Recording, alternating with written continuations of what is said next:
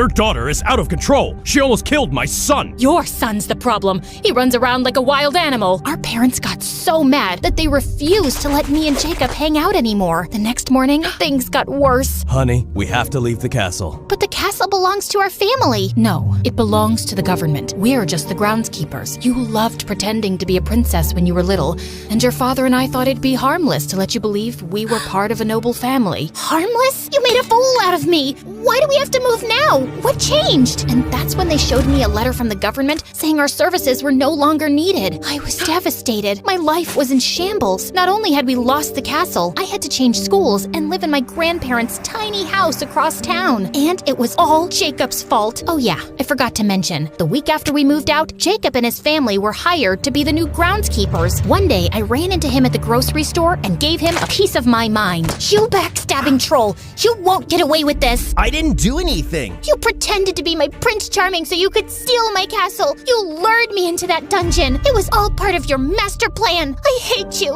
I wish I'd never met you. Then I stormed off. Jacob texted me and sent me letters claiming he was innocent and that his parents just happened to be offered the job as groundskeepers. But I wasn't stupid. I blocked his calls and burned all his letters. My parents worked hard to find new jobs, and after a few years, they saved enough money to move us into a new apartment and pay for my tuition at a fancy high school. Things were finally looking up, but then my world was turned upside down. I was at my locker minding my own business when I saw Jacob and Zara marching down the hall like they owned the place. And did you see those outfits? They wore the most expensive clothes and so much bling. Their outfits could have paid my parents' rent for a year. Zara was always rich, but Jacob was dirt poor. What the heck happened? A kid with a cell phone recorded their every move like they were freaking celebrities. Then a terrible, horrible, disgusting, diabolical thing happened. Jacob kissed Zara. My blood sizzled like an egg in a frying pan. All the pain, frustration, and stress they caused came rushing back to me. Oh look, it's the girl that lived in the castle. Your head looks a lot bigger than I remember. Hopefully you'll grow into it. If not, you can always tune into my live stream. I give lots of tips for walking disasters like you. You stupid witch. I'll show you a disaster. I raised my hand to slap her, but Jacob caught my arm. Chill out, Andy. Zara was just kidding. It's part of her brand. It's her job to give advice on fashion emergencies. Don't touch me, jerk.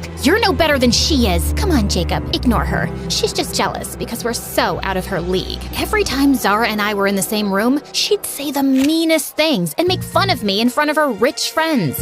Hey, fashion fail. That outfit is hideous. It should be a crime to be so tacky. Have you seen your face? It looks like a wrinkled monkey's butt with pink lipstick and eyeshadow. I couldn't believe how shallow all the rich kids were. Even Jacob spent most of his time checking himself out in the mirror, fixing his hair, and posing for selfies for his Instagram. Every time I saw Zara and Jacob together, it made me sick to my stomach, especially when they posted selfies of themselves at my castle. Fine, I know it wasn't my castle anymore, but it's the principle. I put thumbs down and barfing emojis on all of their posts, and I told everyone Jacob was a backstabbing, lying cow. Jacob blocked me and confronted me the next day. Stop being so childish and jealous. Your comments are hurting my business. Zara and I are social media stars, and we've got endorsement deals. I need that money to help my family. I'm not being childish. I'm telling the truth. The world needs to know that you and Zara are evil. Grow up, Andy. This isn't a fairy tale, and stop blaming me for what happened with the castle. After that, Jacob and I avoided each other like a plague. I had to get my mind off of Zara and Jacob, so I focused on my studies. I worked hard and graduated at the top of my class and was accepted into a prestigious university. I even had a new goal, to be a heart surgeon, so I could fix broken hearts. Yes, I see the irony. And it was there that I met Ian. I was in the park reading when a soccer ball came flying at my head. Just as it was about to hit me, Ian appeared out of nowhere. He leapt for the ball, but it bounced off his fingers and landed at my feet. Ian had the cutest smile